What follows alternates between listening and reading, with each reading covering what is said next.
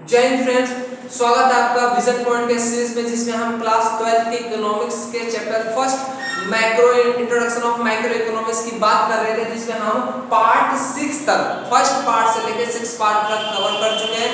ये आपका 7वां पार्ट है, जिसमें हम बहुत ही बड़े-बड़े क्वेश्चन को या टॉपिक्स को क्या करने की सॉल्व करने की कोशिश, समझने की कोशिश करते हैं। चलिए जानते हैं क्या है वो टॉपिक। पहला है आपका concept and components of consumption expenditure.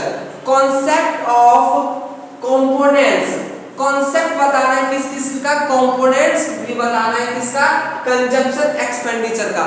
आप याद करिए पहले दूसरे पार्ट में जब आप देखे होंगे इस वीडियो को, इस सीरीज को, तो आप वहां पे पढ़े होंगे कि कंजप्शन एक्सपेंडिचर वो सारा एक्सपेंडिचर होता है जो कि कंज्यूमर के द्वारा कोई भी प्रोडक्ट या फिर आपका जो आपका आइटम्स है, गुड्स है, सर्विसेज है, उसको कंज्यूम किया जाता है, उसे आप क्या कहते हैं, कंजप्शन एक्सपेंडिचर कहते हैं। तो चलिए जानते हैं क्या होता है।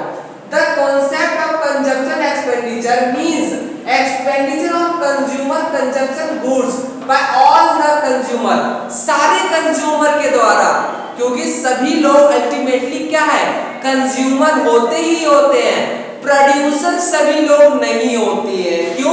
क्योंकि जैसे मान लीजिए अभी आप मेरे इस वीडियो को देख करके आप क्या कर रहे हैं, नॉलेज गेन कर रहे हैं। गेन करना क्या हुआ, किसी भी चीज का आप यूज कर रहे हैं तो आप कंज्यूमर हुए, और मैं जब ये पढ़ा रहा हूं तो मैं हुआ प्रोड्यूसर। तो अल्टीमेटली सभी लोग आपका कंज्यूमर होते हैं और सभी लोग प्रोड्यूसर नहीं होते हैं। तो यहाँ पे बताया गया है जो कंजप्शन एक्सपेंडिचर होता है उसका कॉन्सेप्ट ये होता है कि जो कंज्यूमर कंजप्शन करता है किसी भी कमोडिटी सर्विसेज का, उसे आप क्या कहते हैं, कंजप्शन एक्सपेंडिचर कहते हैं। Major components of consumption expenditure, अगर मैं बड़े बड़े मेजर की बात करूं तो 3 ही कंपोनेंट्स इसके होते हैं, जो कि पहला है आपका consumption expenditure by household sector.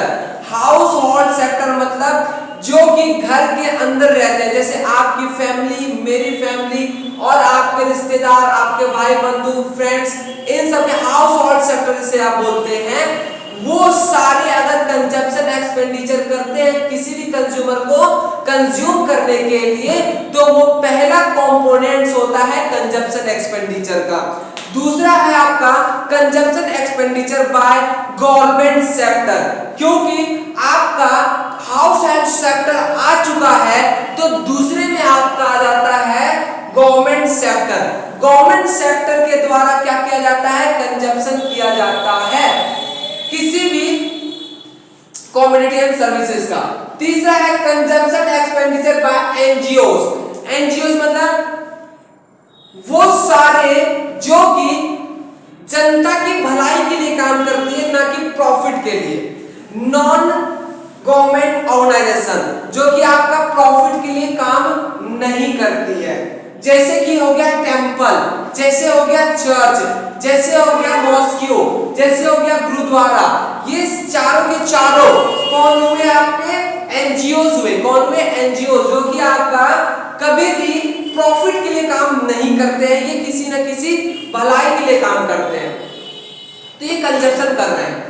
तो ये 3 ही मेजर कंपोनेंट्स होते हैं कंजप्शन एक्सपेंडिचर का। अब आप क्या करिए, पूरा गूगल, यूट्यूब कुछ भी कर लीजिए, आपको इन 3 के अलावा कोई भी कंजप्शन एक्सपेंडिचर का कंपोनेंट्स नहीं मिलेगा, क्योंकि यही 3 पूरे दुनिया में कंपोनेंट्स होता है कंजप्शन एक्सपेंडिचर का। पहला होता है consumption expenditure by household sector, दूसरा होता है consumption expenditure by government sector, और तीसरा होता है आपका consumption expenditure by NGOs including temple, church, mosque and gurudwara. Gurudwara में क्या होता है, आप देखते हैं लंगर हमेशा बढ़ते रहता है, तो ये सब क्या हुआ, आपका कंजप्शन एक्सपेंडिचर का कंपोनेंट्स हुए। ये टॉपिक आज होता है ये खत्म।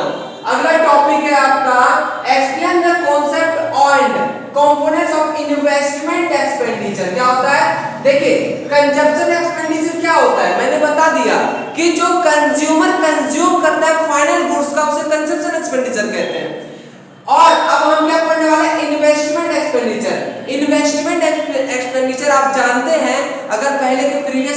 के वीडियो देखे होंगे तो आप उसमें जाने होंगे कि इन्वेस्टमेंट एक्सपेंडिचर वो सारे एक्सपेंडिचर हो जाए जो कि प्रोड्यूसर के द्वारा या तो इन्वेंट्री स्टॉक रॉ मटेरियल पे खर्च किया जाता है या फिर फाइनल गुड पे खर्च किया जाता है। तो आपका ये क्या कहलाता है? Investment expenditure. खास करके रॉ मटेरियल पे इसको खर्च किया जाता है। जैसे कि देखिए The concept of investment expenditure means expenditure on all the producer production goods by all the producer. It is mainly considered as a investment expenditure. Where investment expenditure, all those expenditure done by the producer to purchasing a raw material mainly. Raw material पे जितने भी पैसे खर्च किए जाते हैं producer के द्वारा इन्वेस्टमेंट किया जाता है उसे आप क्या बोलते हैं? इन्वेस्टमेंट एक्सपेंडिचर कहते हैं।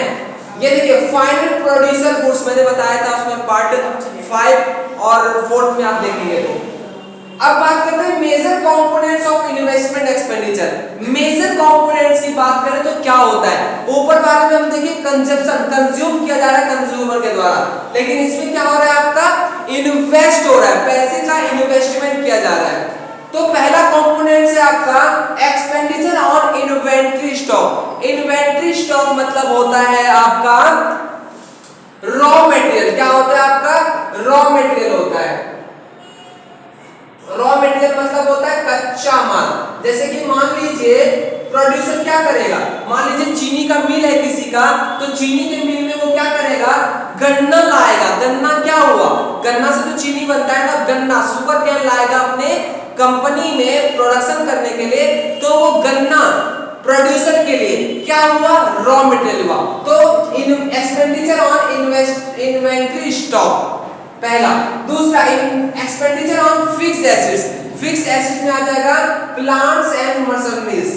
प्लांट एंड मशीनरीज मतलब कि जो प्रोडक्शन करेगा शुगर कैन से शुगर का, चीनी का, तो उसके लिए क्या चाहिए? प्लांट चाहिए, बहुत बड़ा वेयर हाउस चाहिए और मशीनरीज, मशीन भी चाहिए।